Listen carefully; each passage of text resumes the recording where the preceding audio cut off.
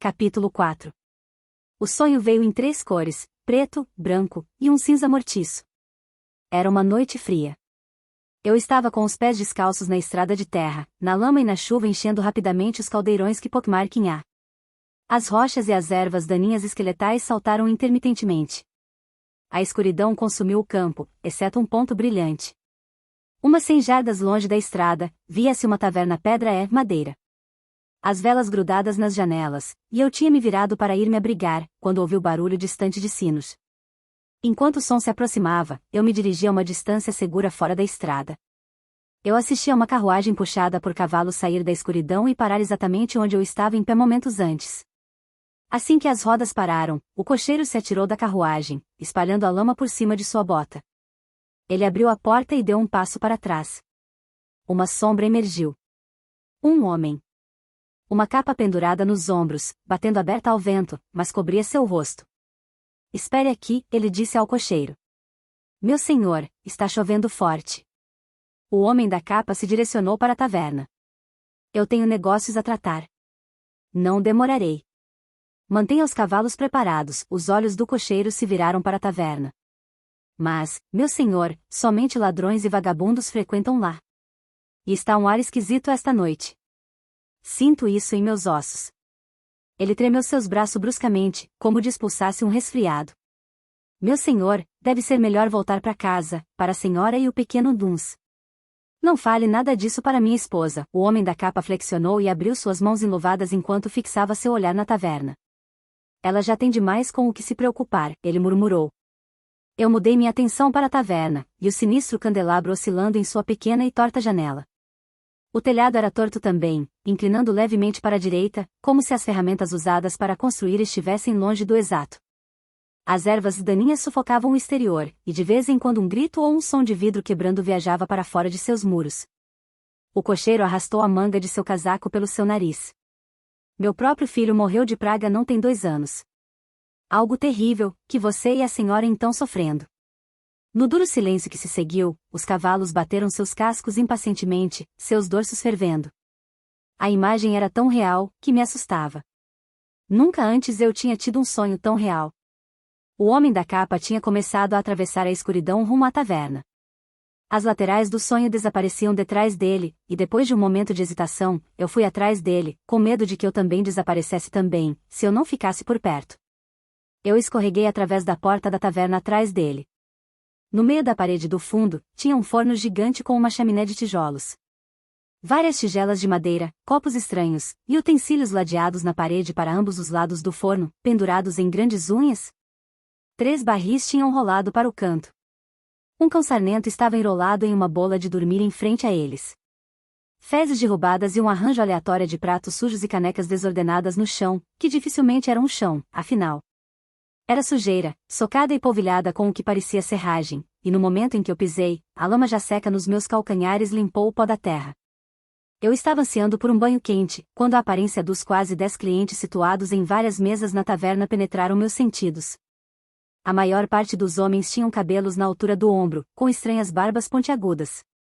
Suas calças eram folgadas e enfiadas dentro de botas altas, e suas mangas dobradas. Eles usavam chapéus de abas largas, que me lembrava peregrinos. Eu definitivamente estava sonhando em um tempo distante da história e desde que os detalhes eram tão vívidos, eu deveria pelo menos ter uma ideia de que período eu estava sonhando. Mas eu era uma perca de tempo. Parecia muito com a Inglaterra, mas em qualquer lugar do século XV ao século XVIII. Eu tinha tirado um 10 em história esse ano, mas vestimenta da época não estava em nenhum de nossos testes. Nada na cena antes de mim tinha.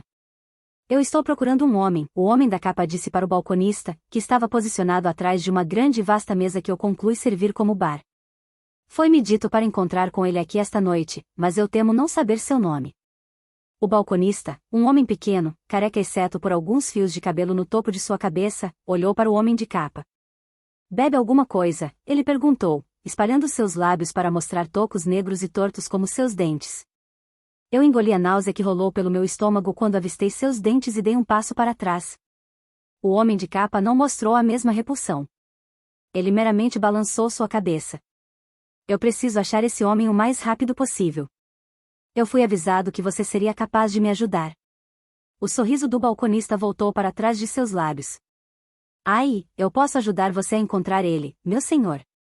Mas creia no velho e beba 1 ou 2 copos antes. Algo para aquecer seu sangue em uma noite fria. Ele empurrou um pequeno copo para o homem. Atrás da capa, o homem balançou sua cabeça de novo. Temo que eu esteja com um pouco de pressa. Ele empurrou algumas moedas através da mesa. O balconista guardou as moedas. Apontando com sua cabeça para a porta de trás, ele disse, ele fica além da floresta. Mas, meu senhor? Tenha cuidado. Alguns dizem que a floresta é mal assombrada. Alguns dizem que o homem que entra na floresta nunca mais volta. O homem na capa inclinou-se sobre a mesa que os dividia e abaixou sua voz. Eu gostaria de fazer uma pergunta pessoal. O mês judaico do Shechem significa algo para você? Eu não sou judeu, o balconista disse, terminantemente, mas algo em seus olhos me disse que não era a primeira vez que o perguntavam isso. O homem que eu vim ver esta noite me disse para encontrá-lo aqui na primeira noite do Shechem. Ele disse que precisava de mim para lhe prestar um serviço, na quinzena inteira. O balconista acariciou seu queixo. Uma quinzena é um longo tempo. Longo demais. Eu não deveria ter vindo, mas temi o que o homem faria se eu não viesse. Ele mencionou o nome da minha família. Ele os conhece. Eu tenho uma linda mulher e 4 filhos. Eu não os quero prejudicados. O balconista abaixou sua voz, como se estivesse compartilhando uma fofoca escandalosa. O homem que você veio ver é, ele olhou em volta, passando um olhar suspeito na taverna. Ele é incomumente poderoso, o homem da capa disse. Eu já vi sua força antes, e ele é corajoso. Eu vim por essa razão. Obviamente ele não espera que eu abandone meus deveres e minha família por tanto tempo. O homem deve ter uma razão. Eu desconheço suas razões, disse o balconista. Meu filho mais novo contraiu a praga, o homem da capa explicou, sua voz tomando um tanto de desespero. Os doutores não acham que ele viverá muito mais. Minha família precisa de mim. Meu filho precisa de mim. Tome uma bebida, o balconista disse silenciosamente. Ele cutucou o copo pela segunda vez. O homem de capa virou-se abruptamente da mesa e caminhou em direção à porta. Eu o segui. Do lado de fora, eu espirrei lama gelada com meus pés descalços atrás dele. A chuva continuava a cair, e eu tinha que andar cuidadosamente para evitar escorregar. Eu enxuguei meus olhos e vi o homem da capa desaparecer na linha de árvores na beira da floresta. Eu tropecei atrás dele, hesitando na linha das árvores. Colocando minhas mãos para segurar meus cabelos molhados, eu espiei através da densa escuridão à frente. Tinha um flash de movimento e de repente o homem de capa estava correndo em minha direção.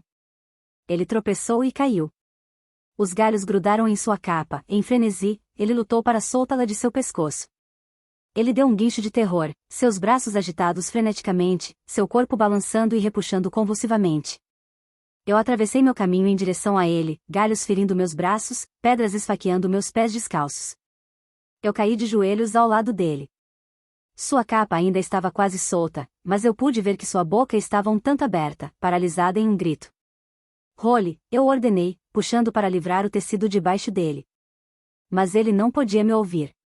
Pela primeira vez, o sonho me pareceu familiar. Como todos os outros pesadelos em que eu fiquei presa. Por mais que eu lutasse, o que eu mais queria estava fora do meu alcance. Eu empurrei seus ombros e sacudiu, Role.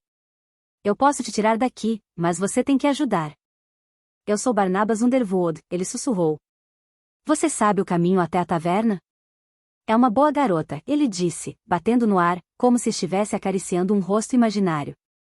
Eu enrijeci. Não tinha como ele poder me ver. Ele estava alucinando com outra garota. Ele tinha que estar. Como ele poderia me ver se ele não podia me ouvir? Volte correndo e fale com o balconista para enviar ajuda, ele continuou, diga-o que não há homem. Diga que era um dos anjos malignos, que veio possuir meu corpo e descartar minha alma. Diga-o para enviar um padre, água benta e rosas. Na menção dos anjos malignos, os cabelos dos meus braços arrepiaram-se. Ele virou sua cabeça de volta em direção à floresta, forçando o pescoço. O anjo, ele suspirou em pânico. O anjo está vindo. Sua boca tremeu em formas distorcidas, e pareceu que ele estava lutando para controlar seu próprio corpo. Ele arcou suas costas violentamente, e sua capa estava finalmente solta. Eu ainda estava agarrando a capa, mas eu senti minhas mãos afrouxarem reflexivamente. Eu encarei o homem com um pouco de surpresa presa em minha garganta. Ele não era Barnabas Underwood. Ele era Hank Millar, o pai de Marcie. Eu pisquei meus olhos acordando. Raios de luzes desbravaram pela janela do meu quarto. O painel estava rachado, e uma brisa preguiçosa sussurrou o primeiro sopro da manhã sobre minha pele. Meu coração ainda estava batendo forte por causa do pesadelo, mas eu respirei fundo e me acalmei. Aquilo não era real, verdade seja dita. Agora que meus pés estão plantados firmemente em meu mundo, estava tão perturbada com os últimos acontecimentos que acabei sonhando com o pai da Mercy e mais nada. Quero esquecer isso logo, deixar esse sonho de lado. Peguei meu celular debaixo do travesseiro e chequei as mensagens. Pat não ligou. Agarrando o travesseiro novamente, tentei ignorar a sensação de vazio dentro de mim. Quantas horas tinham se passado desde que Pat foi embora? 12. Quantas mais até vê-lo novamente? Eu não sabia. Isso é que realmente preocupa-me. Quanto mais o tempo passa, mais eu sinto a parede de gelo entre nós engrossar. Apenas mantenha a cabeça no lugar hoje, disse a mim mesma, engolindo a pedrinha na garganta. A estranha distância entre nós não poderia durar para sempre. Nada se resolveria se eu ficasse na cama o dia inteiro. Eu veria Pat novamente. Ele pode até mesmo aparecer após a aula. Por outro lado, eu poderia ligar para ele. Eu fico com esses pensamentos ridículos, mantendo-me pensando sobre arcanjos, sobre o inferno e sobre o medo que eu tinha de que Pat e eu não fossemos fortes o suficiente para resolvermos nossos problemas. Eu saltei da cama e encontrei um post-it amarelo grudado no espelho do quarto. Boas notícias, convenci Lynn a não mandar Scott te apanhar nesta manhã. Más notícias, Lynn confirmou o tour na cidade. A respeito disso eu não tenho certeza se não vai funcionar. Você tem em mente aonde o levará após a aula? Mantenha-o no seu lugar. Realmente no seu lugar. Eu deixei seu número no balcão da cozinha. Xoxo, mamãe. PS ligarei à noite do hotel. Eu gemi e me abaixei em frente ao balcão. Eu não quero passar alguns minutos com Scott, quanto mais algumas horas. 40 minutos depois eu tinha tomado banho, me vestido e comido uma tigela de aveia e morango. Ouvi batidas na porta da frente, depois de abri-la encontrei Véi sorrindo. Pronta para outro dia de pura diversão na escola de verão? Perguntou ela. Pronta para outro dia de pura diversão na escola de verão? Perguntou ela. Peguei minha mochila no gancho do armário de casacos. Vamos, só pegar o dia de hoje com mais calma, ok? Voa. Quem pisou no seu calo? Scott Parnell, Pat. Eu vejo que este problema não irá melhorar com o tempo. E tenho que fazer um tour com ele na cidade após a aula. Um tempo a sós com um menino. O que há de ruim? Você deveria ter estado aqui na noite passada. O jantar foi bizarro. A mãe dele começou a nos contar sobre seu passado conturbado, mas Scott a cortou. Não só isso, mas quase parecia que ele estava ameaçando. Então, ele pediu para usar o banheiro, mas acabou nos escutando do corredor e talvez tenha falado com os pensamentos de sua mãe. Soa como se ele estivesse tentando manter sua vida privada. Soa como tenhamos que fazer algo para mudar isso. Eu estava a 2 passos de Véi, liderando o caminho, então me reaproximei. Eu apenas tive uma luz de inspiração. Eu tenho uma grande ideia, disse, virando-me. Por que você não faz o tour com Scott? Não, sério, Véi. Você vai amá-lo. Ele é irresponsável, anti-regras, atitude de bad boy. Ele até perguntou se tínhamos cerveja, certo? Acho que ele atende todas as suas expectativas. Não posso, tenho um almoço com Richon. Eu senti como uma facada no coração. Pat e eu tínhamos planos de almoçarmos hoje também, mas de alguma forma eu duvidava que isso estivesse acontecendo. O que eu tinha feito? Eu tinha que ligar para ele. Tinha que achar uma maneira de falar com ele. Eu não ia terminar assim. Foi um absurdo. Mas uma pequena voz que eu estava ignorando questionou por que ele não me ligou primeiro. Ele também tinha uma parcela de culpa pelo modo que agi. Eu te pago para você sair com ele, a oferta final, eu disse. Tentador, mas não. E outra coisa. Pat provavelmente não vai ficar nada satisfeito se você e Scott juntos se tornar um hábito. Não me interprete mal. Eu não poderia me importar menos com o que Pat pensa, ou se você quer deixá-lo louco, mas pode importar para você. Ainda assim, pensei que poderia te dar essa dica. Eu estava no meio da escadaria da frente, e meu pé escorregou na simples menção do Pat. Pensei em contar para Vi tudo o que tinha acontecido, mas eu ainda não estava pronta para dizer isso em voz alta.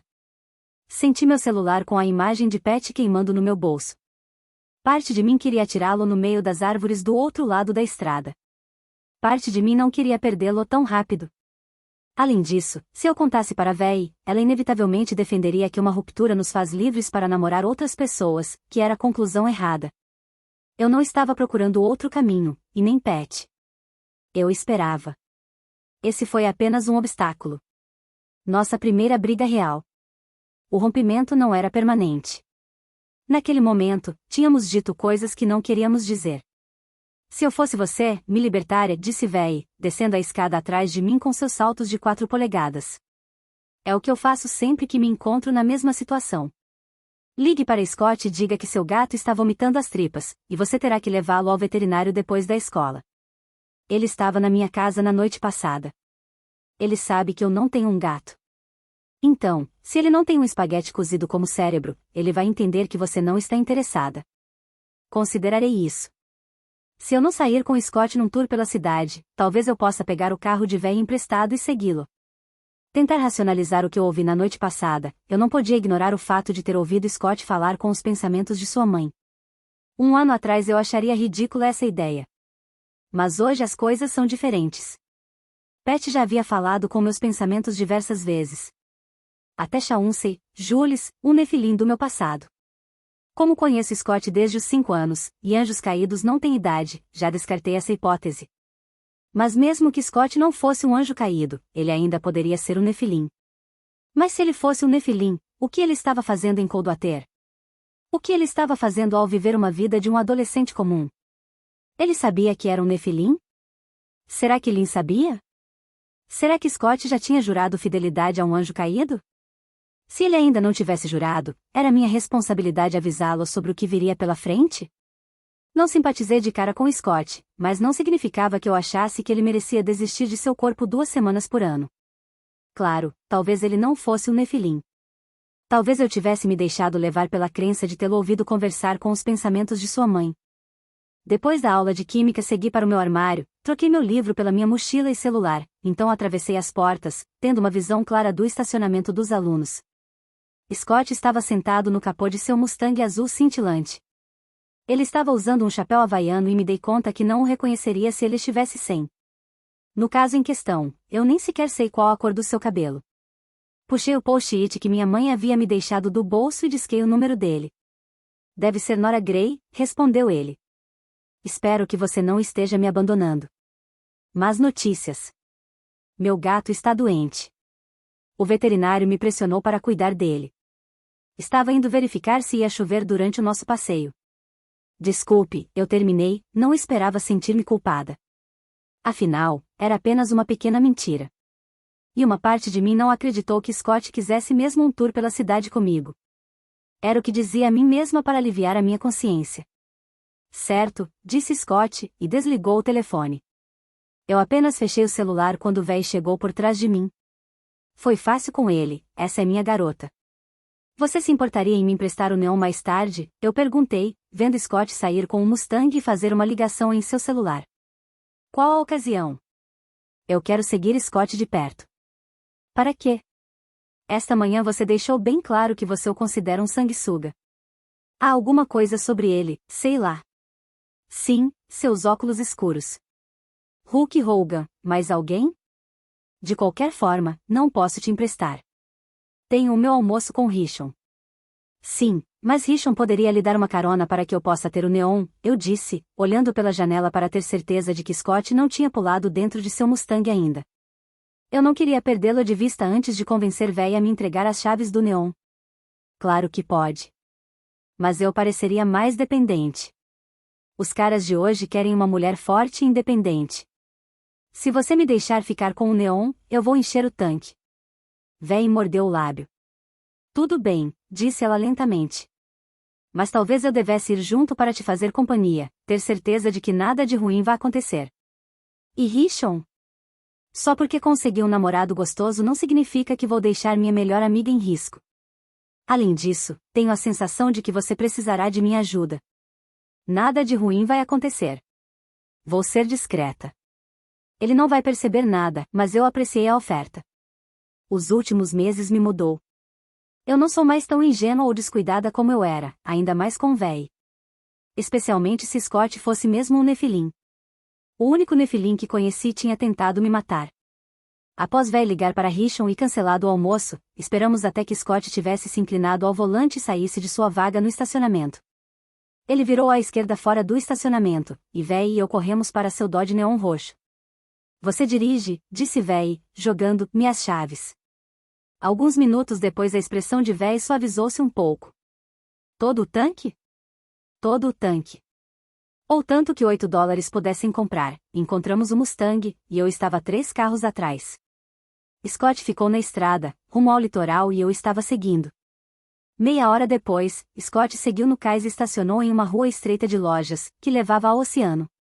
Fui mais lentamente, permitindo-lhe tempo para que trancasse as portas e saísse andando, e estacionando 2 vagas de distância. Parece que Scott vai às compras, disse véi. Falando em compras, você se importaria se eu for dar uma volta ao redor, enquanto você executa sua vigilância amadora?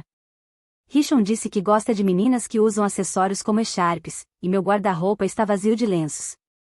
Ao ficar meio quarteirão atrás de Scott, eu o vi entrar em uma loja de roupas da moda e sair em menos de 15 minutos com uma sacola de compras. Ele entrou em outra loja e saiu 10 minutos depois. Nada de incomum, nada do que fez denunciaria que ele é um Nefilim.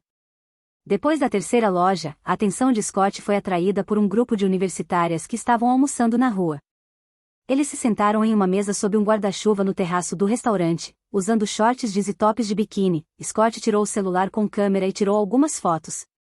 Virei para fazer caretas na janela de vidro do café ao meu lado, e foi quando eu o vi sentando em uma cabine lá dentro.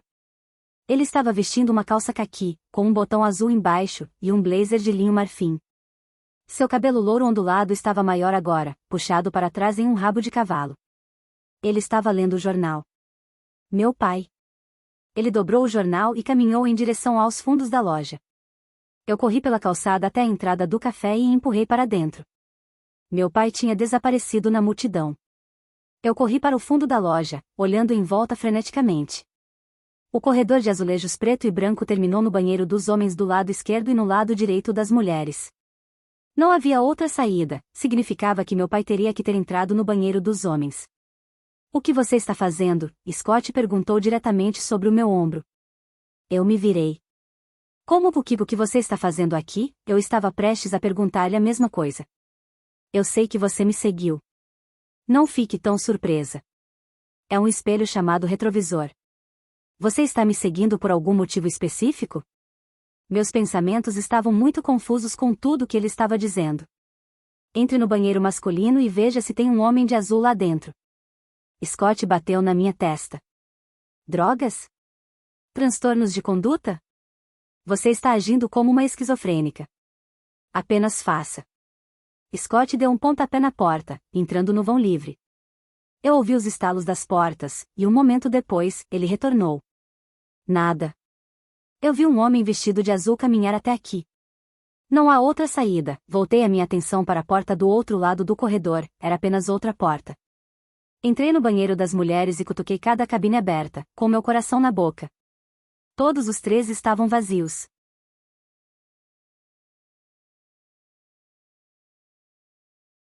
Capítulo 5.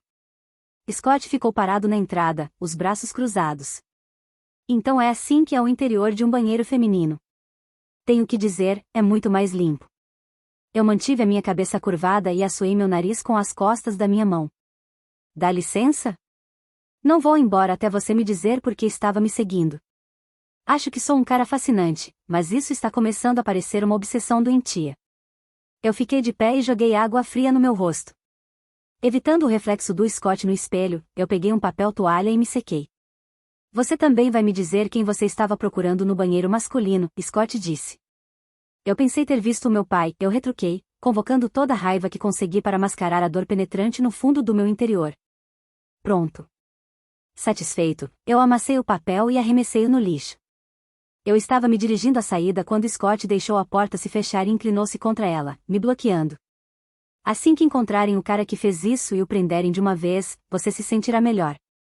Obrigada pelo pior conselho que eu já recebi, eu disse amargamente, pensando que o que faria eu me sentir melhor seria ter meu pai de volta. Confie em mim. Meu pai é policial. Contar aos membros sobreviventes da família que ele achou o assassino é o que ele mais gosta. Eles acharão o cara que destruiu a sua família e vão fazê-lo pagar. Uma vida por uma vida. É aí que você conseguirá paz. Vamos sair daqui. Eu me sinto um pervertido aqui parado no banheiro feminino, ele esperou. Isso deveria fazê-la rir. Não estou com vontade. Ele entrelaçou seus dedos no alto da sua cabeça e deu de ombros, parecendo desconfortável, como se odiasse momentos embaraçosos, e não soubesse como resolvê-los. Escuta, vou jogar sinuca numa espelunca em Spring Valley hoje à noite. Quer vir? Passo, não estava com vontade de jogar sinuca. Tudo que isso conseguiria era encher a minha cabeça com lembranças indesejadas do Pat. Eu me lembrei daquela primeira noite quando eu o caçara para terminar o trabalho de biologia e encontrei-o jogando sinuca no porão da Boss. Eu me lembrei de quando ele me ensinou a jogar sinuca. Eu me lembrei da maneira como ele ficará atrás de mim, tão perto que eu sentirá a eletricidade. Ainda mais, eu me lembrei da maneira como ele sempre aparecia quando eu precisava dele. Mas eu precisava dele agora. Onde ele estava? Ele estava pensando em mim? Eu fiquei de pé na varanda esvaziando a minha bolsa de mão ao procurar pelas minhas chaves. Meus sapatos encharcados pela chuva guinchavam contra o assoalho, e minha calça desmolhada esfregava contra o interior das minhas coxas, formando uma erupção cutânea. Depois de perseguir o Scott, Véi me arrastara por diversas boutiques para conseguir a minha opinião sobre os lenços, e enquanto eu lhe falava o que pensava em um violeta de seda ao invés de um simples pintado à mão em cores neutras, uma tempestade chegou inesperadamente do mar. Depois de corrermos a toda velocidade pelo estacionamento e nos jogarmos dentro do neon, tínhamos ido de secas para ensopadas. Nós ligáramos o aquecedor pelo caminho todo até em casa, mas meus dentes batiam, minhas roupas pareciam com gelo pintado na minha pele, e eu ainda estava balançada por ter acreditado ter visto meu pai. Eu empurrei meu ombro contra a porta, que havia expandido devido à umidade, então tateei a parede interna até meus dedos apalparem um interruptor de luz. No banheiro do andar de cima, eu descartei as minhas roupas e as pendurei sobre a haste do chuveiro para secarem. Do outro lado da janela, relâmpagos forcavam pelo céu e trovões vociferavam como se estivessem pisando duro no teto. Eu ficara sozinha na casa da fazenda por numerosas tempestades antes, mas toda essa experiência não me deixará nem um pouco mais acostumada a elas. A tempestade desta tarde não era exceção.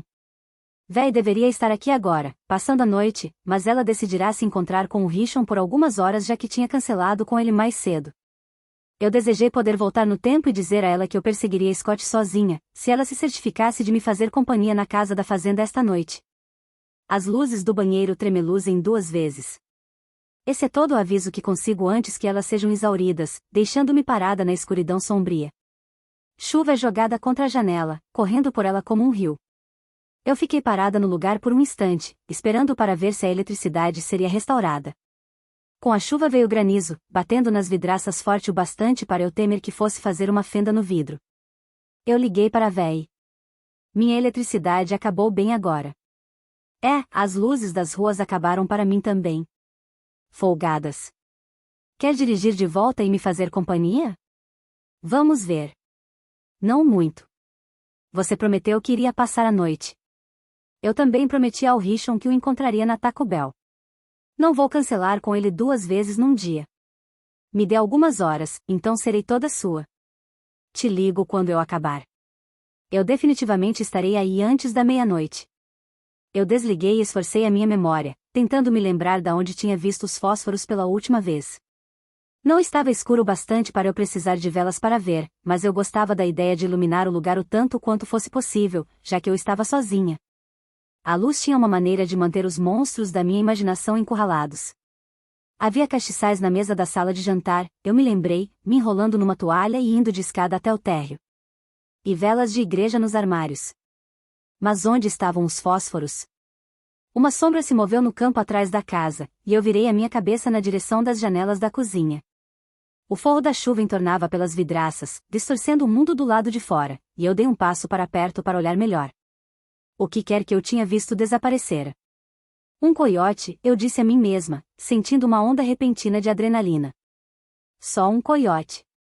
O telefone da cozinha guinchou, e eu o agarrei, parcialmente por estar assustada e parcialmente por querer ouvir uma voz humana. Eu rezei para a véia ter ligado dizendo que tinha mudado de ideia. Alô? Eu esperei. Alô? Estática estalou no meu ouvido. Véi? Mãe, no canto da minha visão, eu vi outra sombra fugir pelo campo. Sugando ar para me firmar, eu me lembrei que não havia possibilidade de eu realmente estar em perigo.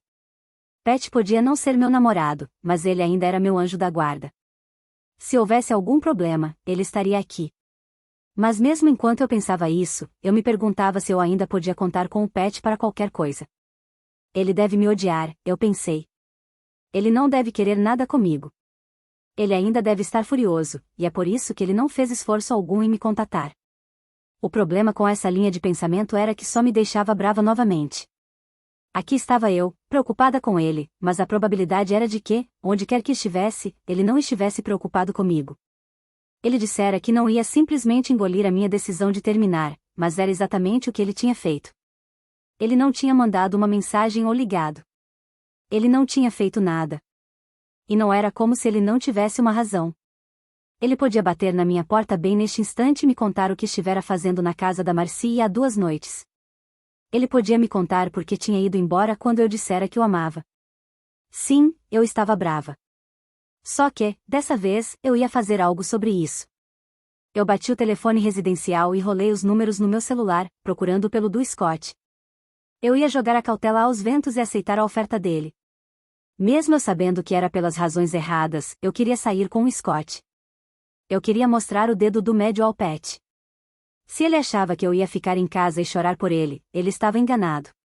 Nós tínhamos terminado, eu estava livre para sair com outros caras. E enquanto eu fazia isso, eu ia testar a habilidade do Pat de me manter a salvo.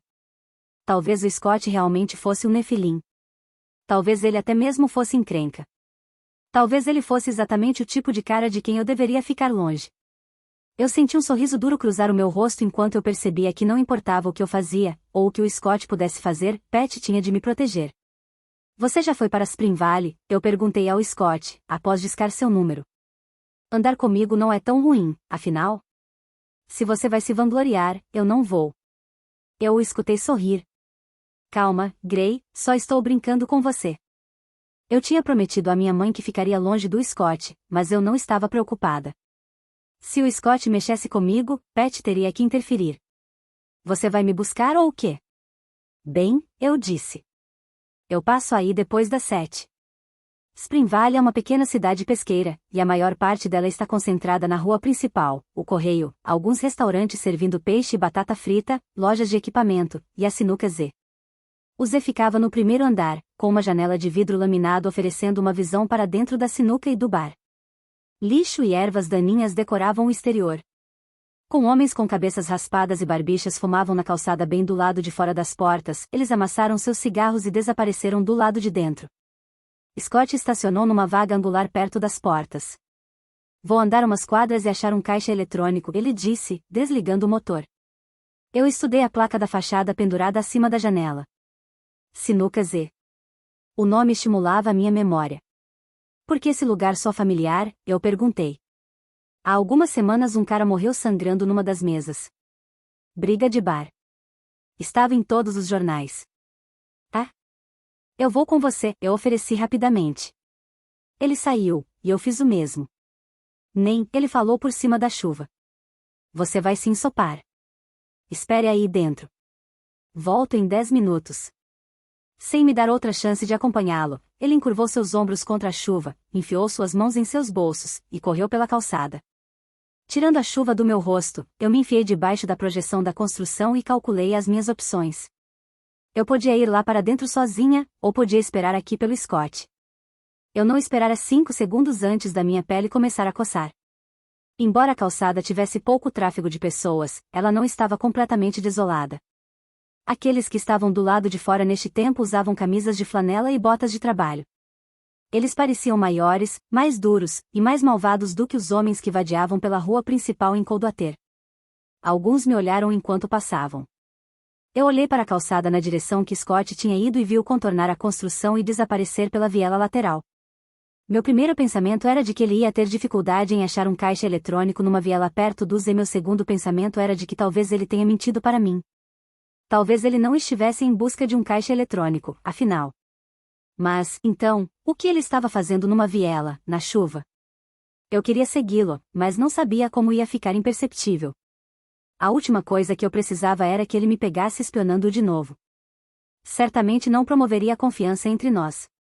Achando que talvez pudesse descobrir o que ele estava fazendo ao observar por uma das janelas dentro do Z, eu pressionei a maçaneta. O ar dentro era gelado e coberto de fumaça e suor masculino. O teto era baixo, as paredes de concreto. Alguns posteriores de carros imponentes, um calendário da Sports Illustrated e um espelho da Budweiser eram a única decoração. Nenhuma janela adornava a parede me separando do Scott.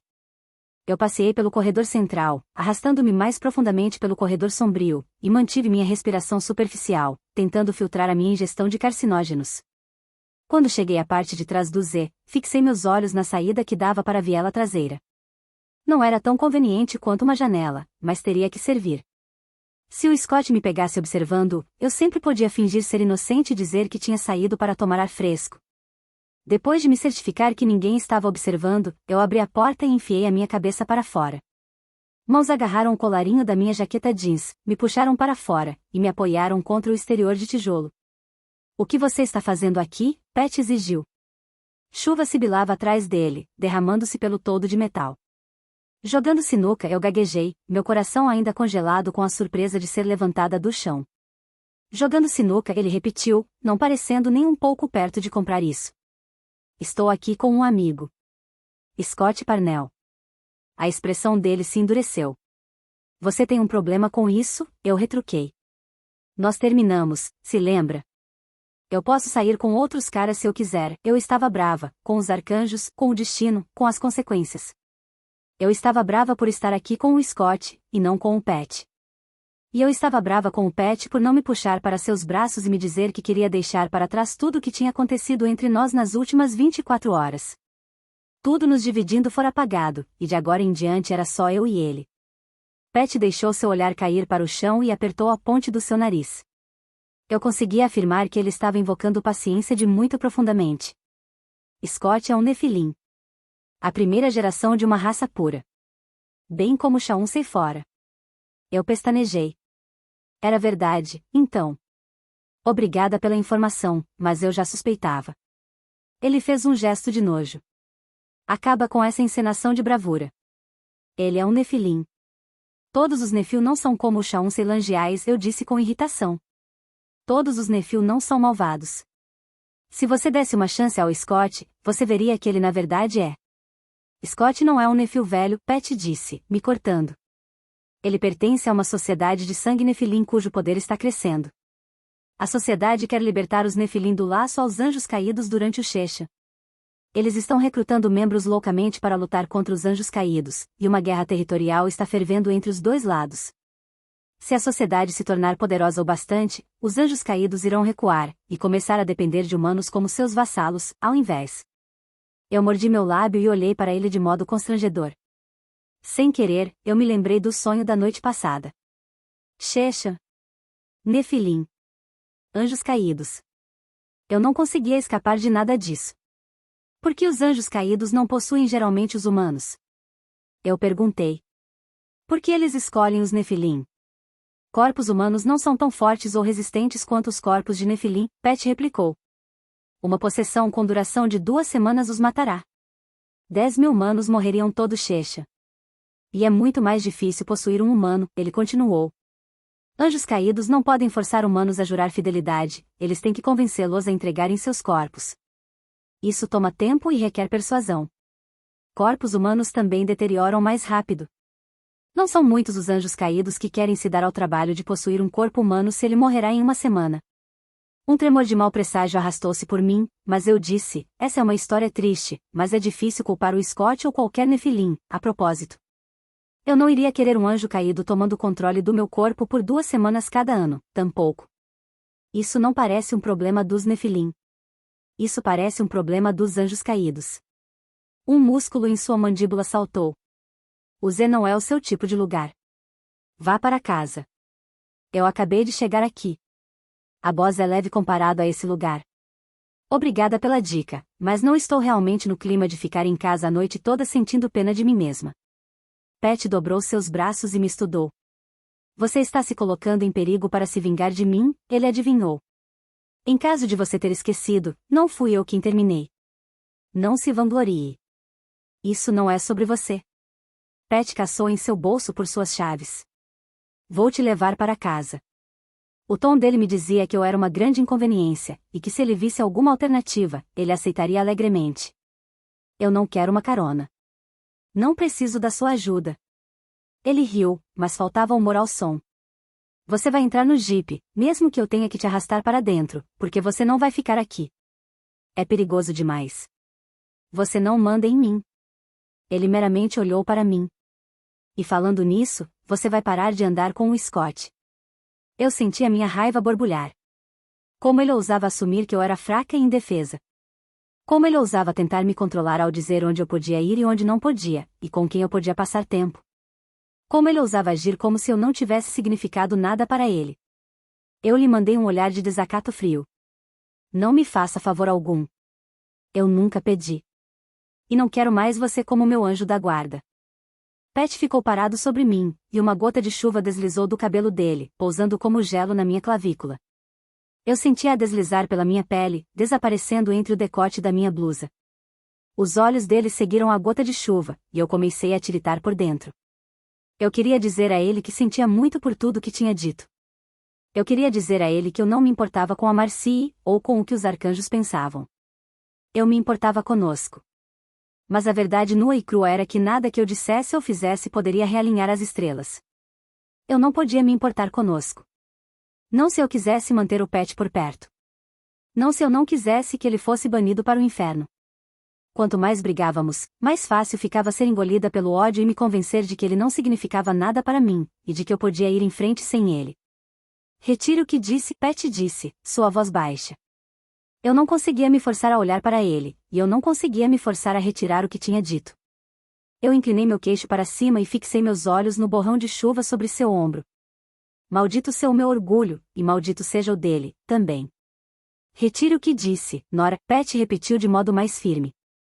Não posso fazer o certo com você na minha vida, eu disse, odiando a mim mesma por permitir que meu queixo tremesse. Será mais fácil para todos se nós simplesmente que eu quero me separar sem brigar. Eu pensei bem nisso, eu não tinha. Eu não tinha nem um pouco pensado bem nisso. Eu não quisera dizer essas palavras. Mas uma parte pequena, horrível e desprezível de mim queria machucar o Pat tanto quanto eu estava machucada. Quero você fora da minha vida. Definitivamente. Após uma batida pesada de silêncio, Pat esticou a sua mão ao meu redor e enfiou algo profundamente pelo bolso traseiro da minha calça jeans. Eu não conseguia afirmar se tinha imaginado que a mão dele ficará lá por meia batida mais que o necessário. Dinheiro, ele explicou. Você vai precisar, eu retirei o dinheiro. Não quero seu dinheiro. Quando ele não pegou a bola de dinheiro esticada, eu a golpeei contra seu peito, querendo passar por ele enquanto eu fazia isso, mas Pat pegou a minha mão, prendendo-a contra seu corpo. Pegue, o tom da voz dele me dizia que eu não sabia de nada. Eu não entendia ele, ou seu mundo. Eu era uma estranha, e nunca me encaixaria. Metade dos caras aqui está carregando algum tipo de arma. Se algo acontecer, jogue o dinheiro na mesa e se dirija às portas. Ninguém vai te seguir quando tem uma pilha de dinheiro para pegar. Eu me lembrei de Marcie. Ele estava sugerindo que alguém poderia querer me esfaquear? Eu quase ri. Ele honestamente achava que aquilo me assustaria? Eu querendo ele ou não como meu anjo da guarda era irrelevante. O negócio era que, nada que eu dissesse ou fizesse mudaria a responsabilidade dele. Ele tinha que me proteger. O fato dele estar aqui neste momento provava isso. Ele soltou a minha mão e puxou a maçaneta, os músculos ao longo de seus braços rígidos. A porta se fechou atrás dele, as dobradiças vibrando.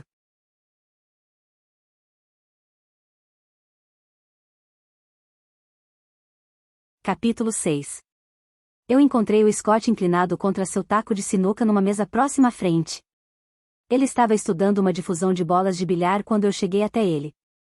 Achou um caixa eletrônico? Eu perguntei, jogando a minha jaqueta jeans úmida numa cadeira dobrável de metal empurrada contra a parede. É, mas não antes de engolir 37 litros de chuva. Ele levantou o boné havaiano e sacudiu a água para dar ênfase. Talvez ele tenha encontrado um caixa eletrônico, mas não até ter terminado o que quer que estivera fazendo na viela lateral. E por mais que eu teria gostado de saber o que era, eu provavelmente não ia descobrir tão cedo. Eu perderá minha chance quando o Pat me puxara para longe para me dizer que eu era louca de estar aqui no Z e devia ir embora para casa. Eu espalmei minhas mãos no extremo da mesa de sinuca e me inclinei casualmente, esperando parecer completamente natural, mas a verdade era que meus batimentos cardíacos estavam acelerados. Não só eu tinha acabado de sair de um confronto com o Pat, como ninguém nos arredores parecia ser remotamente amigável. E, embora eu tentasse, eu não conseguia afastar a lembrança de que alguém tinha sangrado até a morte numa dessas mesas. Fora nesta? Eu me afastei da mesa e limpei as minhas mãos. Nós estamos prestes a começar um jogo, Scott disse. Com $50 você está dentro. Pegue um taco. Eu não estava com vontade de brincar e teria preferido observar, mas uma rápida olhada no cômodo revelou que Pat estava sentado numa mesa de pôquer nos fundos. Apesar do corpo dele não estar encarando o meu diretamente, eu sabia que ele estava me observando. Ele estava observando todos no cômodo. Ele nunca ia a lugar algum sem fazer uma avaliação cuidadosa e detalhada de suas cercanias. Sabendo disso, eu testei o sorriso mais deslumbrante que eu tinha dentro de mim no momento.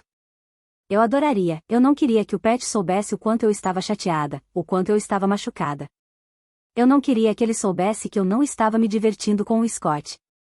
Mas antes que eu pudesse ir para a prateleira, um homem baixo com óculos de arame e um colete de lã veio por trás de Scott. Tudo nele parecia fora de lugar que ele estava arrumando, sua calça passada, e seus sapatos polidos. Ele perguntou ao Scott numa voz quase diminuta demais para escutar, quanto? 50, Scott respondeu com um toque de irritação. O mesmo de sempre. O jogo tem um mínimo de $100. Desde quando? Deixe-me reformular. Para você, o mínimo é $100. Scott ficou com a face vermelha, pegou a sua bebida na beirada da mesa, e a entornou. Então ele pegou sua carteira e comprimiu um bolo de dinheiro no bolso dianteiro da camisa do homem. Aí estão 50. Pago a outra metade depois do jogo. Agora tire seu mau hálito do meu rosto para que eu possa me concentrar. O homem baixo bateu um lápis contra seu lábio inferior. Você vai ter que acertar a sua conta com o Del primeiro. Ele está ficando impaciente. Ele tem sido generoso com você, e você não tem retornado o favor. Diga a ele que terei o dinheiro ao fim da noite. Essa fala ficou velha há uma semana. Scott chegou mais perto, comprimindo o espaço do homem. Não sou o único cara aqui que deve um pouquinho ao Del. Mas você é o único que ele está preocupado que não vá pagá-lo de volta. O homem baixo puxou o dinheiro que Scott tinha enfiado em seu bolso e deixou as notas flutuarem para o chão. Como eu disse, Del está ficando impaciente. Ele deu ao Scott um levantar expressivo das sobrancelhas e foi embora. Quanto você deve ao Del? Eu perguntei ao Scott. Ele olhou feio para mim. Está bem, próxima pergunta. Como é a competição? Eu falei em um tom abafado enquanto olhava os outros jogadores espalhados pelas várias mesas de sinuca. 2 de 3 fumavam. 3 de 3 tinham tatuagens de facas, revólveres, e várias outras armas subindo por seus braços. Qualquer outra noite eu podia ter ficado assustada, ou no mínimo, desconfortável, mas Pat ainda estava no canto. Enquanto ele estivesse aqui, eu sabia que estava a salvo. Scott bufou. Esses caras são amadores. Eu poderia acabar com eles no meu pior dia. A minha verdade competição está aqui. Ele deslocou seu olhar na direção de um corredor que ramificava para a área principal. O corredor era estreito e turvo, e dava para um cômodo que brilhava num laranja luminoso. Uma cortina de contas pendia pela entrada. Uma mesa de sinuca entalhada complexamente estava logo depois da entrada. É lá que os grandalhões jogam, eu adivinhei. Lá, eu podia conseguir em um jogo que eu consigo em 15 aqui. De canto de olho, eu vi o olhar de Pat relampejar na minha direção. Fingindo não notar, eu estiquei a minha mão para o meu bolso traseiro e dei um passo mais para perto do Scott. Você precisa no total de $100 para o próximo jogo, certo? Aqui estão, 50 eu disse, contando rapidamente as 2 notas de 20 e a de 10 que Pat tinha me dado. Eu não era grande fã de jogos de azar, mas eu queria provar para o Pat que o Z não ia me comer viva e me cuspir fora. Eu podia me encaixar. Ou pelo menos não ser empurrada. E se parecesse que eu estava flertando com Scott no processo, que fosse. Dane-se, eu pensei até o outro lado do cômodo, mesmo sabendo que Pat não podia me ouvir. Scott olhou entre mim e o dinheiro na minha mão. Isso é uma piada? Se você ganhar, dividiremos o lucro. Scott considerou o dinheiro com uma luxúria que me pegou desprevenida. Ele precisava do dinheiro. Ele não estava no Z hoje à noite pelo entretenimento. Jogos de azar eram um vício. Ele pegou o dinheiro e correu até o homem baixo com o colete de lã, cujo lápis estava rabiscando números e saldos furiosa, mas meticulosamente, para os outros jogadores. Eu roubei uma olhadela para o Pat, para ver sua reação para o que eu tinha acabado de fazer, mas seus olhos estavam no jogo de pôquer, sua expressão indecifrável. O homem com o colete de lã contou o dinheiro de Scott, alinhando habilidosamente as notas para que elas todas encarassem a mesma direção. Quando ele terminou, ele deu um sorriso apertado ao Scott. Parecia que estávamos dentro. Scott retornou, passou giz em seu taco de sinuca. Você sabe o que dizem sobre boa sorte. Tem que beijar meu taco, ele o enfiou no meu rosto. Eu dei um passo para trás. Não vou beijar seu taco de sinuca. Scott bateu seus braços e fez barulhos de galinha brincalhões. Eu olhei para o final do cômodo, esperando confirmar que Pat não estava observando a cena humilhante se desenrolando, e foi quando vi Marcy e Millar vaguear por trás dele, se inclinar, e cruzar seus braços ao redor do pescoço dele. Meu coração caiu até meus joelhos. Scott estava falando, batendo o taco de sinuca contra a minha testa, mas as palavras passaram diretamente. Eu lutei para recuperar meu fôlego e me focar no borrão de concreto logo à frente para pulverizar o meu choque completo e o sentimento de traição. Então era isso que ele queria dizer quando disse que as coisas com a Marcy eram simplesmente negócios? Porque certamente não parecia assim para mim. E o que ela estava fazendo aqui logo depois de ter sido esfaqueada na Boss? Ela se sentia segura porque estava com o Pat? Pensando por uma fração de segundos, eu me perguntei se ele estava fazendo isso para me deixar com ciúmes. Mas se esse fosse o caso, ele teria que saber que eu estaria no Z hoje à noite. O que ele não saberia, a não ser que estivesse me espionando. Ele tinha ficado mais por perto nas últimas 24 horas do que eu acreditar originalmente? Eu enfiei minhas unhas nas palmas das minhas mãos, lutando para me focar na Doralie, e não no sentimento de choque e humilhação que estava crescendo dentro de mim. Eu fiquei daquela maneira, entorpecida e segurando a ameaça de lágrimas, antes que a minha atenção fosse puxada para a entrada que dava para o corredor. Um cara numa regata vermelha que mostrava seus músculos inclinava-se na moldura. Algo estava errado com o pedaço de pele na base de sua garganta, quase parecia deformado. Antes que eu pudesse dar uma olhada mais de perto, fiquei paralisada por um relampejo de déjà vu. Algo nele era assustadoramente familiar, mesmo eu sabendo que nunca tinha conhecido ele. Eu tive uma vontade enorme de correr, mas, ao mesmo tempo, fui sobrepujada pela necessidade de identificá-lo. Ele pegou a bola branca de bilhar da mesa mais próxima a ele e jogou-a algumas vezes no ar, preguiçosamente. Vamos, Scott disse, acenando o taco de sinuca para frente e para trás pela minha linha de visão. Os outros caras cercando a mesa riram. Faz, Nora, Scott disse. Só um selinho. Para boa sorte. Ele deslizou o taco de sinuca sob a bainha da minha blusa e a levantou. Eu bati o taco de sinuca para longe. Para com isso. Eu vi o movimento do cara na regata vermelha. Aconteceu tão rápido que eu levei 2 batimentos cardíacos para perceber o que estava prestes a acontecer. Ele girou seu braço e atirou a bola de bilhar para o outro lado do cômodo. Um instante mais tarde o espelho pendurado na parede oposta se despedaçou, cacos de vidro chovendo no chão. O cômodo ficou silencioso, exceto pelo rock clássico tocando nos alto-falantes. Você, o cara de regata vermelha disse. Ele apontou um revólver para o homem no colete de lã. Me deu dinheiro. Ele gesticulou para que ele chegasse mais perto com um empurrão da arma. Mantenha suas mãos onde eu possa vê-las. Ao meu lado, Scott se propeliu para a frente da multidão. De jeito nenhum, cara. Esse dinheiro é nosso, alguns gritos de concordância elevaram-se no cômodo.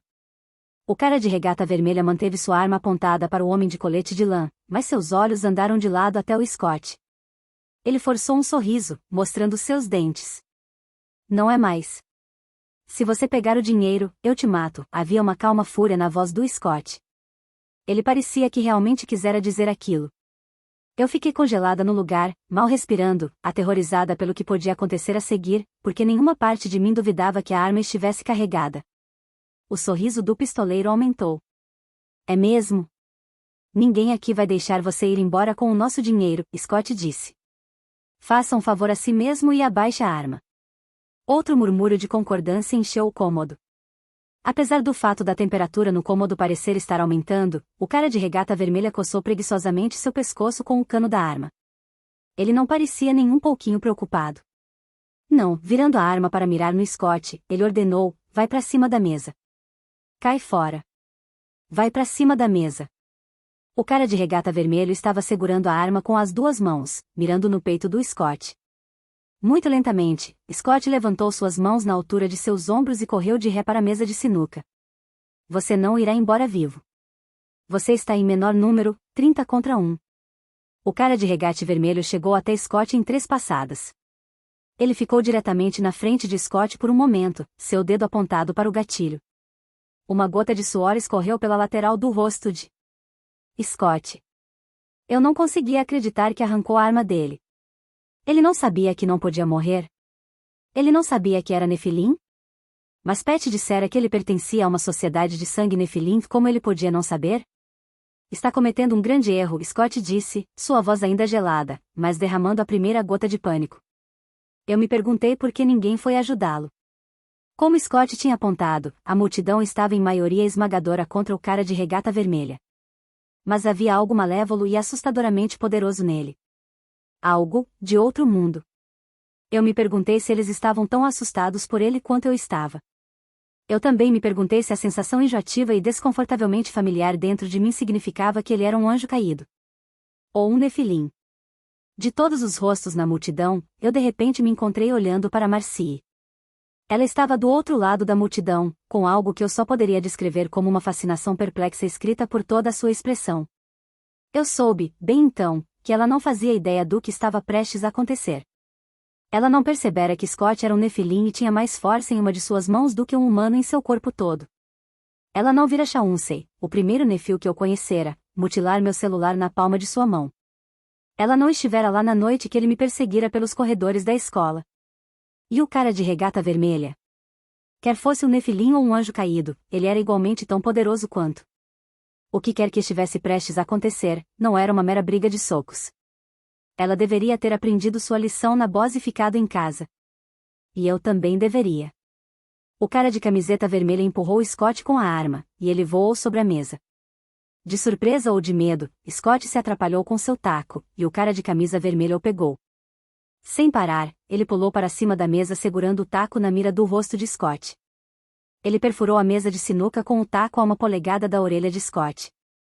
O taco desceu com tanta força, que se espatifou através da superfície de feltro. Umas 12 polegadas de taco eram visíveis por baixo da mesa.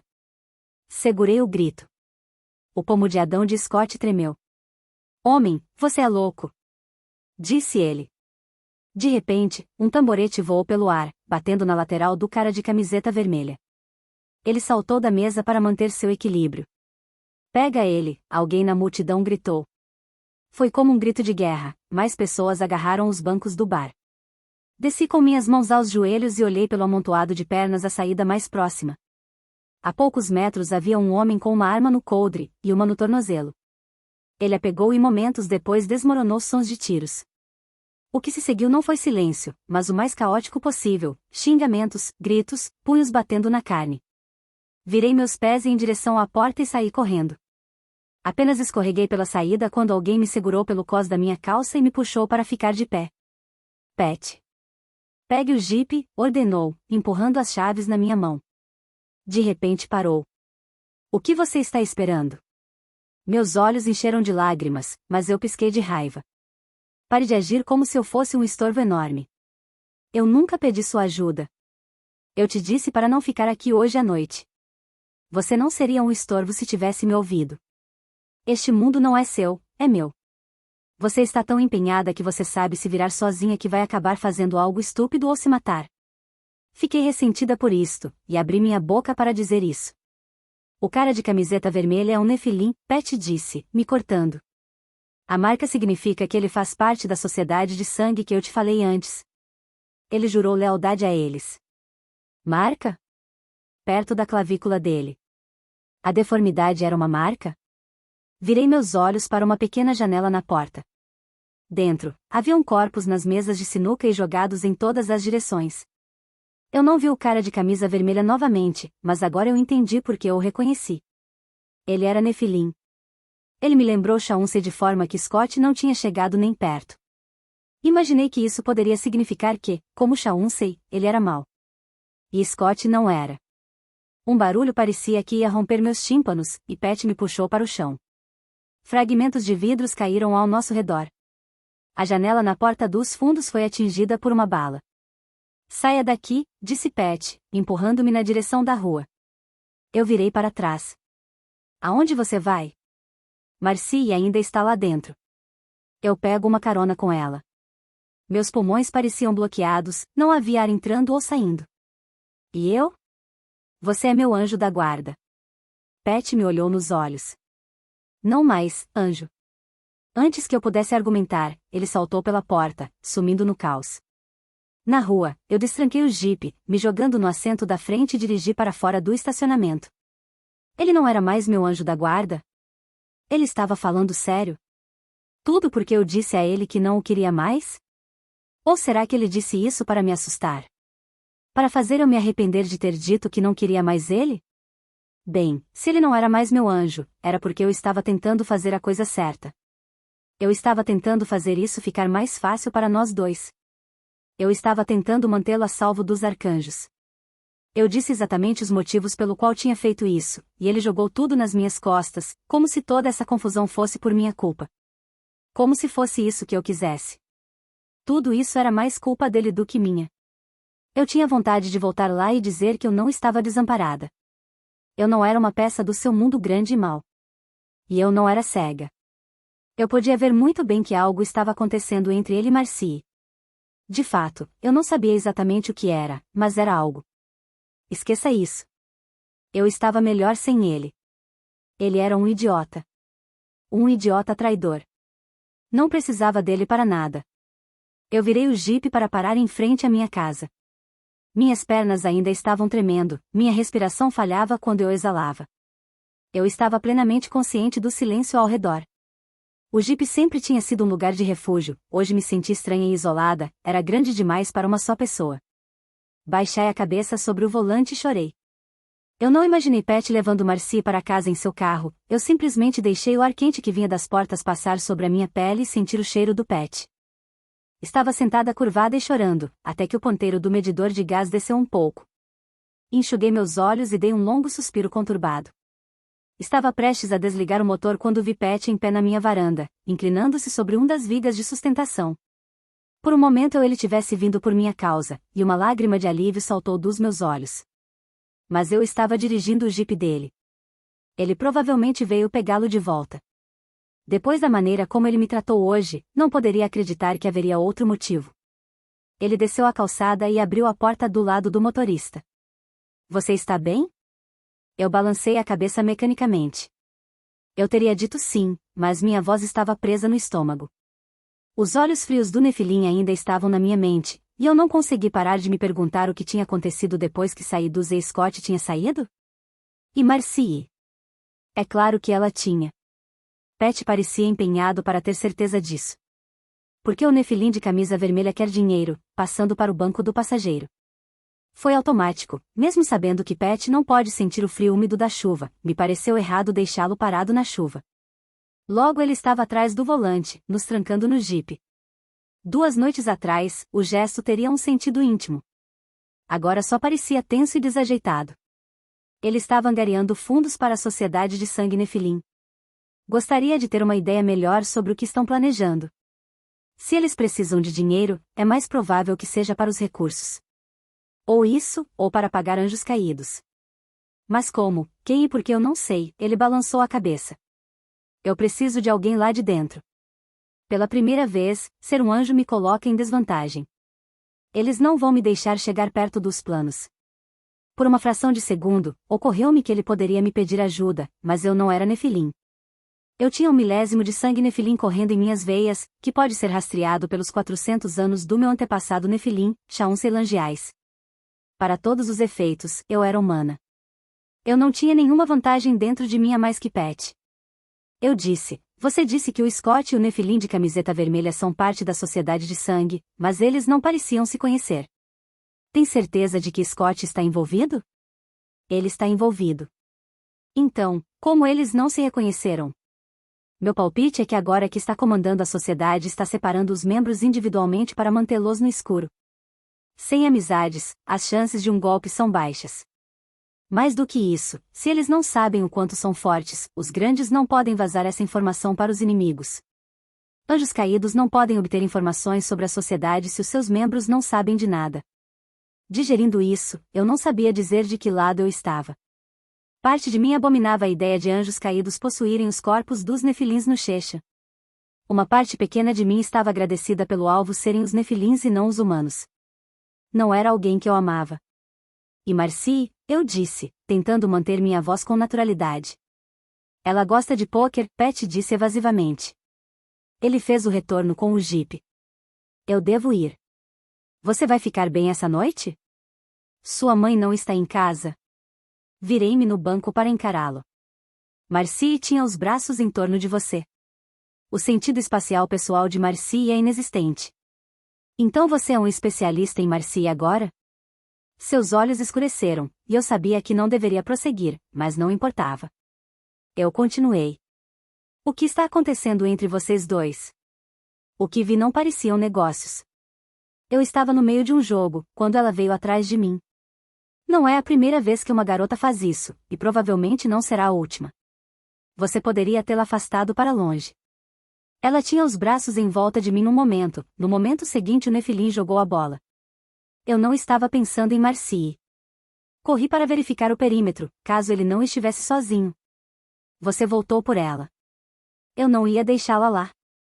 Fiquei no meu lugar, com um nó no estômago que tão apertado que doía. O que eu deveria pensar? Se ele tivesse voltado por ela por cortesia? Um senso de dever? Ou outra coisa totalmente diferente, mais preocupante? Eu tive um sonho sobre o pai de Marcy a noite passada, eu não sabia ao certo por que tinha dito. Provavelmente para comunicar a ele que minha dor era tão grande que estava entrando em meus sonhos. Eu li uma vez que os sonhos são uma forma de entender o que está acontecendo em nossas vidas. Se isso for verdade, meu sonho definitivamente estava me dizendo que eu não fazia ideia do que estava acontecendo entre Pat e Marcy. Já que eu estava sonhando com anjos caídos e Shesha. Se estiver sonhando com o pai de Marcy. Você sonhou com o pai de Marcy? A voz de Pat era calma, como sempre, mas algo na maneira como ele me olhou me fez pensar que ele estivesse surpreso com essa notícia. Talvez até desconcertado. Eu acho que era na Inglaterra. Há muito tempo atrás. O pai de Marcy estava sendo perseguido na floresta. Mas ele não podia fugir, pois sua capa se enroscou nas árvores. Ele continuava dizendo que um anjo caído estava tentando possuí-lo. Pat ponderou nesse momento. Mais uma vez seu silêncio me disse que eu tinha dito algo do seu interesse. Mas não podia adivinhar o que era. Ele olhou o relógio. Precisa de mim para entrar em casa? Eu olhei para cima no escuro, as janelas vazias da casa. A combinação do anoitecer com chuviscos era sombrio, afastando tudo ao redor. Eu não podia dizer que era pio ir lá para dentro ou ficar aqui com Pat com medo de que ele fosse embora. Para Marcy e Millar. Eu estou hesitando porque não quero ficar molhada. Além disso, você obviamente tem um lugar para ir. Empurrei a porta e coloquei uma perna para fora. Isso, e nosso relacionamento acabou. Você não me deve favores. Nós trocamos olhares. Eu disse isso para magoá-lo, mas eu era a única com um nó na garganta. Antes que eu pudesse dizer mais alguma coisa que magoasse mais profundamente, corri para a varanda, segurando meus braços sobre a minha cabeça tentando me proteger da chuva. Dentro de casa, encostei-me à porta e ouvi o carro dele. Minha visão estava embaçada por causa das lágrimas, e fechei os olhos. Eu queria que Pat voltasse. Eu o queria aqui. Eu queria que ele me puxasse contra ele e me beijasse para afastar a sensação de vazio congelando-me de dentro para fora lentamente. Mas o som dos pneus deslizando sobre o piso molhado apenas ficou mais distante. Sem aviso, a lembrança da nossa última noite juntos antes de tudo desmoronar veio em minha memória. Eu automaticamente comecei a bloqueá-la. O único problema é que eu queria lembrar. De alguma maneira eu precisava sentir o Pat. Baixando a minha guarda, deixei-me sentir sua boca na minha devagar no começo e depois mais forte. Sentir o seu corpo firme e quente contra o meu. Suas mãos estavam na minha nuca, prendendo sua corrente de prata. Ele prometeu me amar para sempre. Eu virei a fechadura, dissolvendo a lembrança com um clique. Dane-se. Ele Repito essas palavras tantas vezes que posso. Na cozinha, as luzes se acenderam ao tocar no interrupto, e fiquei aliviada ao descobrir que a eletricidade voltou a funcionar. O telefone estava com uma luz vermelha piscando, fui checar as mensagens. Nora, a voz da minha mãe disse, está chovendo toneladas aqui em Boston e eles precisam reagendar o evento. Estou voltando para casa e devo chegar por volta das 11. Você pode ir para a casa da véi se quiser. Te amo e nos vemos em breve. Eu olhei o relógio. Poucos minutos antes das 10. Eu tinha apenas uma hora mais sozinha.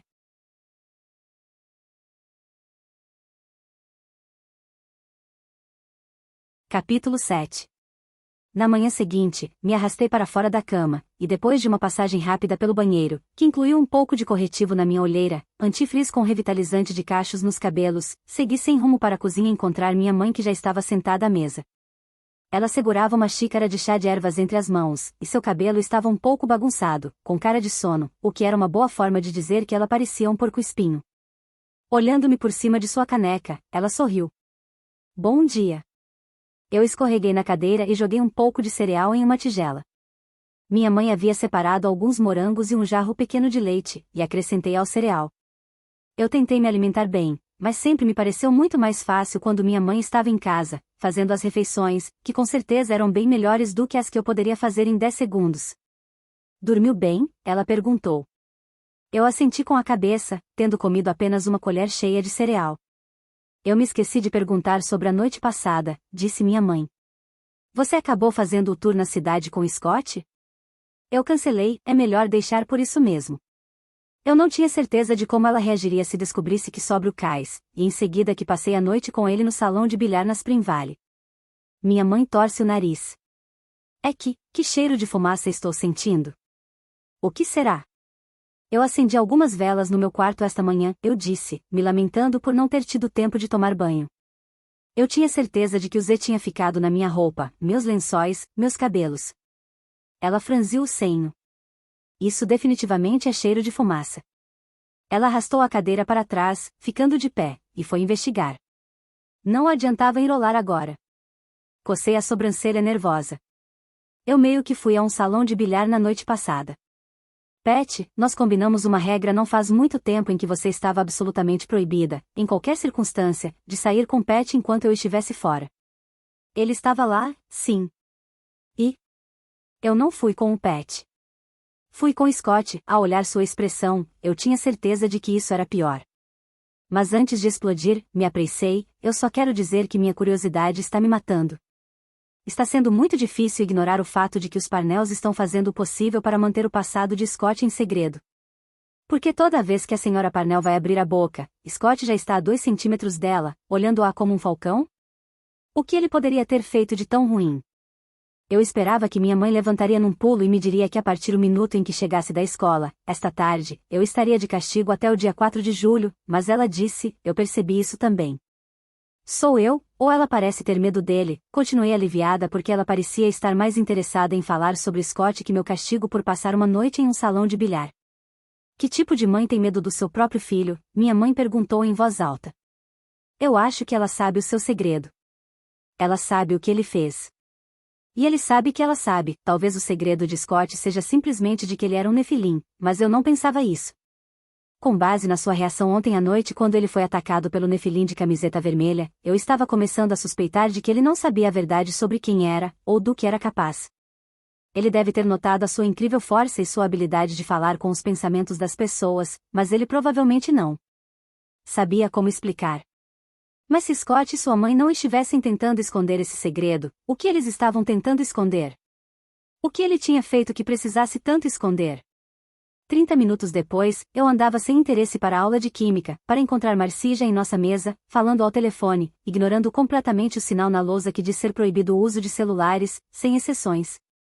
Quando ela me viu, virou as costas e tampou a boca com a mão, claramente querendo privacidade. Como se eu me importasse. Ao chegar à mesa, deu tempo de ouvi-la dizer com uma voz sedutora, eu também te amo. Ela jogou seu celular dentro do bolso da frente de sua mochila e sorriu para mim. Meu namorado, ele não frequenta o ensino médio. Imediatamente eu fiquei em dúvida e me perguntei se não era Pat do outro lado da linha, mas ele havia jurado que o que aconteceu entre ele e Marcy na noite passada não significou nada. Eu poderia me morder de ciúmes, ou poderia acreditar nele. Eu assenti simpaticamente com a cabeça. Deve ser difícil namorar com um desistente. Ah! Só para você saber, enviarei uma mensagem depois da aula convidando todos para minha festa de verão anual que vai rolar nessa terça-feira. Você está na lista, disse ela casualmente. Rejeitar o meu convite é a melhor maneira de sabotar a sua vida social. Aliás, você não precisar se preocupar em sabotar algo que você não tem. Festa anual de verão? Nunca tinha ouvido falar disso.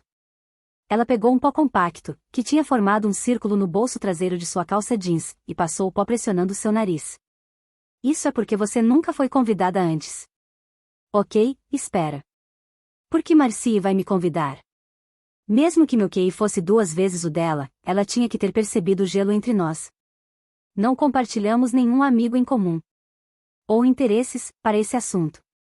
Uau, Marcy. Muito gentil de sua parte me convidar. Um pouco inesperado, mas ainda assim agradável. Vou definitivamente tentar ir, mas não muito. Marcy se inclinou para mim. Eu vi você na noite passada. Meu coração batia um pouco mais rápido, mas eu consegui segurar o tom da minha voz. Evasiva, mesmo. Sim, eu te vi também. Aquilo foi tão louco que ela deixou em aberto, como se quisesse que eu concluísse para ela. Eu estava atrás da multidão. Não consegui ver muita coisa, me desculpe, eu não tentava parecer inútil de propósito, apenas essa era uma conversa que eu não queria ter. E dói por isso que ela estava me convidando para a festa? Para adicionar um sentimento de confiança e amizade na nossa relação, para que de algum modo eu lhe dissesse alguma coisa que eu soubesse que aconteceu na noite passada. Você não viu nada, Marcy repetiu, com uma linha de dúvida na testa. Não. Você estudou para o teste de hoje? Eu tenho a maioria da tabela periódica memorizada, mas a última linha ainda me faz tropeçar. Eu acho que você acha, você viu a tacada? Eu nunca vi ninguém fazer isso antes. Ele empurrou através da mesa de sinuca. Essas coisas não são feitas de pedra? Pat nunca te levou até lá para vê-lo jogar. Você já tinha visto algo assim antes? Será que isso importa? Marcy fez uma careta. Quer saber? Se você não vai conversar, você pode esquecer o convite para minha festa. Eu não iria de qualquer maneira. Ela revirou os olhos. Você está brava, porque eu estava com Pat no Z na noite passada. Porque ele não significa nada para mim. Nós estávamos apenas nos divertindo. Nada grave. Sim, realmente me pareceu desse jeito, disse, deixando apenas um pouco de cinismo no meu tom. Não seja ciumenta, Nora. Pat e eu somos muito, mas muito bons amigos. Mas caso você tenha interesse, minha mãe conhece um terapeuta de relacionamentos muito bom. Deixe-me ver se você precisa de uma referência. Pensando bem, ele é muito caro.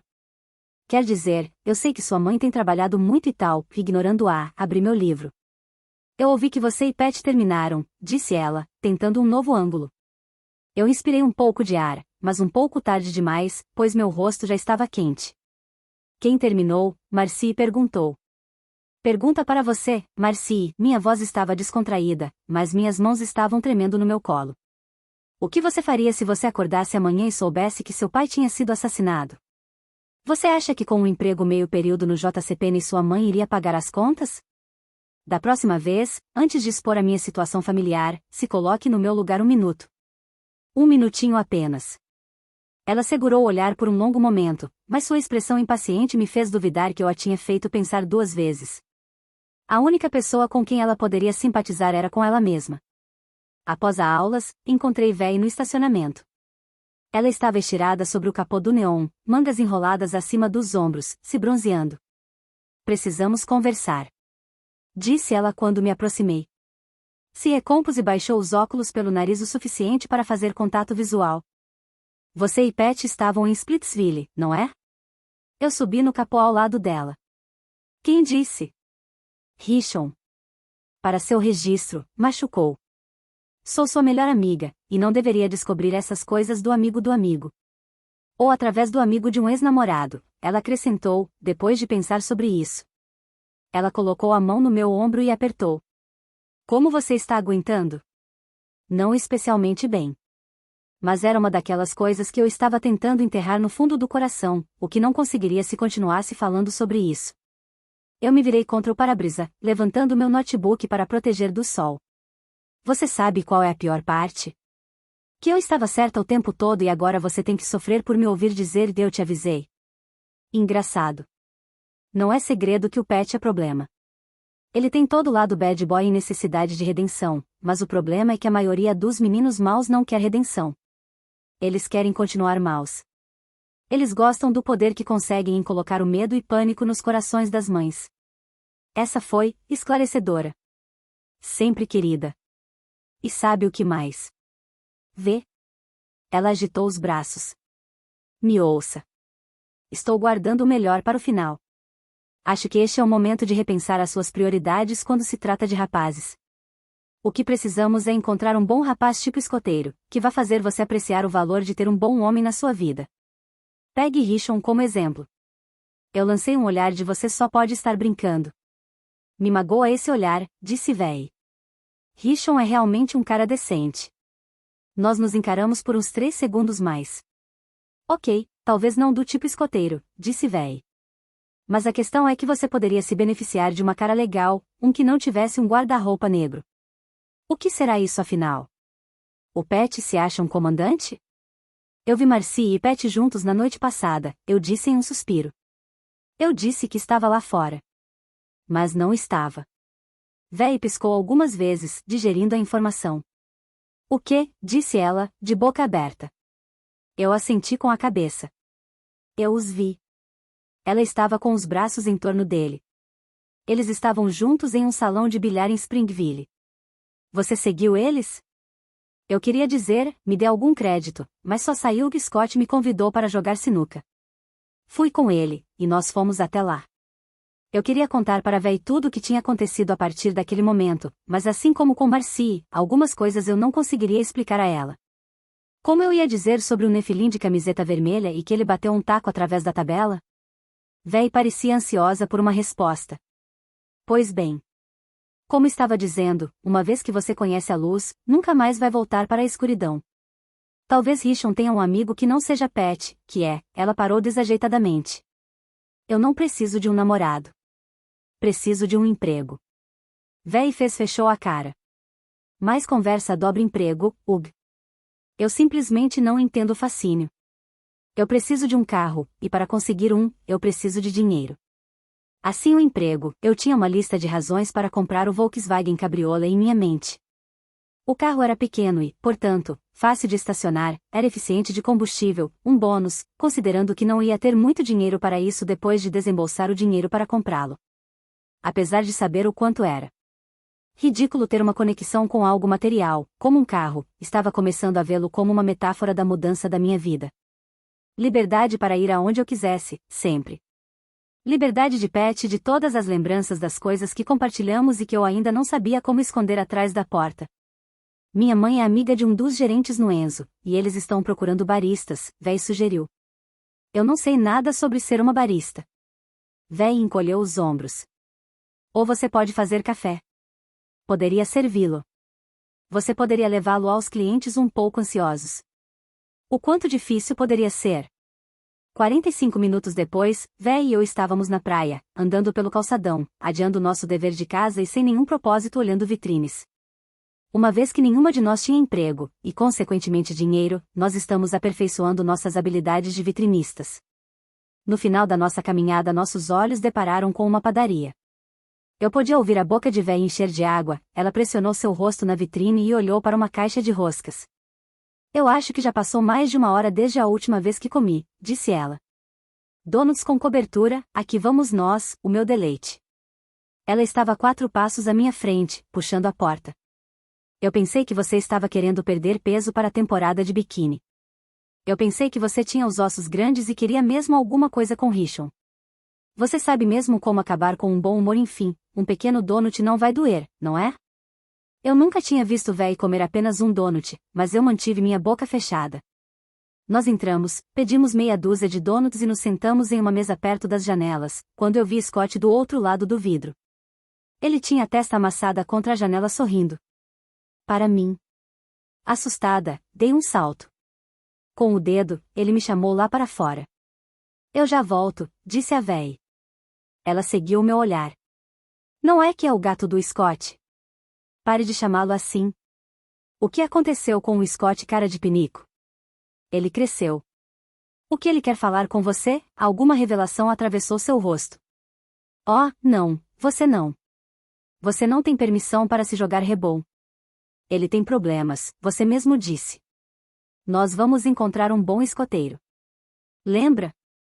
Pendurei minha bolsa sobre o ombro. Não estou jogando rebol. O que? Eu disse, em resposta ao olhar que ela estava me dando. Você espera que eu apenas fique sentada aqui e o ignore? Ela abriu as palmas das mãos para cima. Só se apresse ou seu dono te vai fazer parte da lista de espécies ameaçadas de extinção. Do lado de fora, dobrei a esquina e fui para o local que tinha visto Scott pela última vez. Ele estava recostado sentado em um banco na calçada, com os polegares nos bolsos. Você sobreviveu à noite passada? Perguntou ele. Eu estou aqui, não estou? Ele sorriu. Um pouco mais de emoção do que você está acostumada? Eu não lembrei a ele de que era o único que estava estendido na mesa de bilhar com um taco perfurando a 1 centímetro da sua orelha. Desculpa, eu te deixei na mão, disse Scott. Parece que você encontrou seu próprio caminho para casa? Não se preocupe com isso, eu disse, irritada, sem dar ao trabalho de esconder a minha indignação. Só aprendi a nunca mais sair com você novamente. Farei isso para você. Tem tempo para um lanche rápido? Ele apontou o polegar em direção a um restaurante turístico no calçadão de baixo. Alfeus. Eu havia comido anos atrás com meu pai e pelo que lembro o menu é bem caro. A única coisa por menos de $5 era a água. A Coca-Cola, se eu estivesse com sorte. Levando-se em conta os preços exorbitantes e a companhia, afinal, a minha última memória de Scott foi dele tentando burlar minha camisa com um taco de sinuca que eu não queria mais nada além de terminar o meu donut. Não vai ser possível. Estou aqui com a véia que eu disse a ele. O que aconteceu a noite passada no Z? Depois que eu saí. Eu consegui meu dinheiro de volta, algo sobre a maneira como ele disse me deixou pensando que não foi tão simples assim. Nosso dinheiro, eu corrigi. Eu tenho a sua metade em casa, disse ele vagamente. Vou devolvê-lo esta noite. Sim, certo. Eu tive a impressão de que ele já havia gastado todo o dinheiro, e mais um pouco. E o cara de camisa vermelha? Eu perguntei. Ele seguiu seu caminho. Ele parecia muito forte. Ele parecia assim para você? Alguma coisa sobre ele parecia diferente. Eu estava testando ele, tentando descobrir o quanto ele sabia, mas sua resposta foi apenas distraída. Sim, eu acho. Então, minha mãe continua insistindo que eu saia e faça novos amigos. Sem ofensa, Gray, mas você não é um dos caras. Cedo ou tarde vou ter que cair fora. Ah, não chore. Basta lembrar todos os momentos felizes que passamos juntos, eu tenho certeza que você vai ficar conformada. Você me arrastou até aqui para romper nossa amizade? Como eu consegui ter tanta sorte? Scott riu. E eu que pensei que ia começar com o seu namorado. Ele tem um nome? Estou começando a achar que ele é seu amigo imaginário. Quer dizer, eu nunca vi vocês dois juntos. Nós terminamos. Algo que se assemelhava a um sorriso torto apareceu em seu rosto. Sim, é isso que eu ouvi, mas queria ver se você me confirmava isso. Você ouviu sobre mim e Pat? Alguma gostosa chamada Marcy me disse. Encontrei com ela no posto de gasolina, e ela fez questão de vir e se apresentar.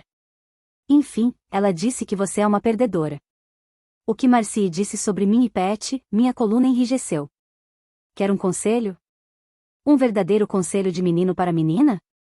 Esqueça Pat. Siga em frente. Um cara que pertença à sua categoria. Estudar, xadrez, coleta e catalogação de insetos mortos, e pensar no que fazer com o estrago no seu cabelo. Como? Scott tossiu na sua mão, mas percebi que era um sorriso disfarçado. Vamos ser honestos. Ruivas são uma responsabilidade. Eu apertei meus olhos. Eu não tenho cabelo ruivo. Ele estava pronto a gargalhar. Poderia ser pior. Poderia ser laranja. Bruxa má laranja. Você é este grande motivador com todos? Porque deve ser por isso que não tem amigos. Um pouco áspero nas pontas, só isso. Eu empurrei meus óculos escuros ao topo da minha cabeça e fiz contato visual direto. Só para constar, eu não jogo xadrez, tampouco coleto insetos. Mas você estuda. Eu sei o que você faz. Eu conheço o tipo. A marca registrada de sua personalidade inteira se define em uma palavra: controladora. Você é apenas mais um caso de toque padrão. Fiquei de boca aberta. Ok, então talvez eu seja um pouco estudiosa.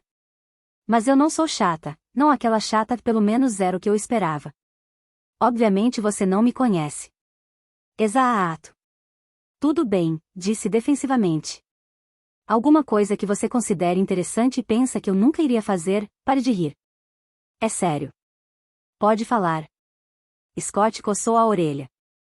Nunca iria na batalha de bandas. Música alta e espontânea. Barulho, multidões incontroláveis. Muito sexo escandaloso nos banheiros. 10 vezes mais adrenalina do que no Z. Não, eu disse um pouco hesitante. Vou buscá-la domingo à noite. Traga a carteira de identidade falsa. Ele arqueou as sobrancelhas, e me agraciou com um sorriso zombeteiro e egoísta. Não há problema, eu disse, tentando manter minha expressão nem aí.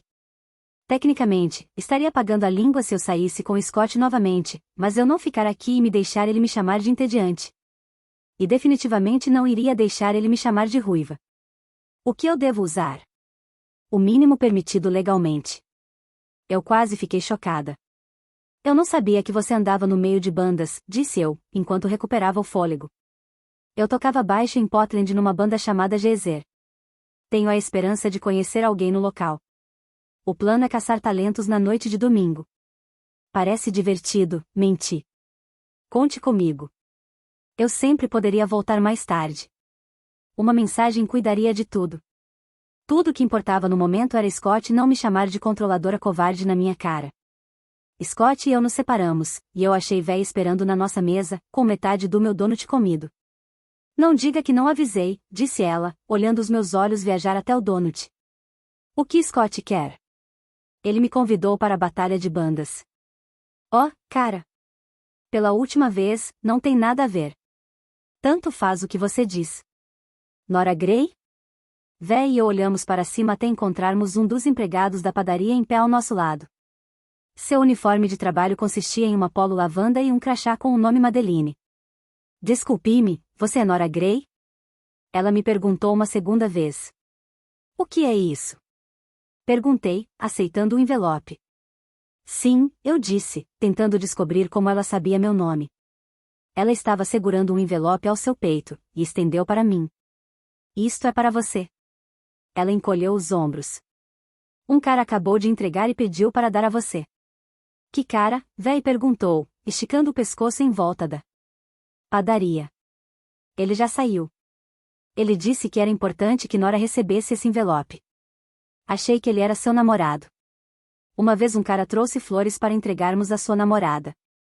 Ela estava na mesa no canto de trás, ela apontou e sorriu. Eu ainda me lembro. Enfiei meu dedo por dentro e olhei. Havia uma folha de papel, juntamente com um grande anel. Nada mais. Eu olhei para Madeleine, que tinha pequenas manchas de farinha em todo o rosto. Tem certeza que isso é para mim? O cara apontou diretamente para você, disse: dê isto a Nora Gray, você é Nora Gray, não é? Eu comecei a colocar minhas mãos dentro do envelope, mas véi colocou sua mão na minha. Sem ofensa, disse a Madeleine, gostaríamos de um pouco de privacidade. Quem você acha que ela é? Perguntei a véi, uma vez que Madeleine estava fora do nosso alcance. Eu não sei, mas tive arrepios quando ela entregou a você. Com as palavras de véi, senti como dedos frios passando pela minha coluna. Você acha que foi Scott? Eu não sei. O que tem dentro do envelope? Ela deslizou sua cadeira junto à minha para olhar mais de perto. Eu puxei o anel, e olhamos em silêncio. Eu poderia dizer só de olhar que ele foi perdido, definitivamente um anel de homem. Era feito de ferro, e na coroa do anel, onde normalmente fica a pedra, tinha um carimbo de uma mão levantada. A mão estava espremida em punho apertado, ameaçador. A coroa do anel foi carbonizada. Vê começou. Ela parou quando eu puxei o papel rabiscado de caneta preta, um recado. Este anel pertence à mão negra. Ela matou seu pai.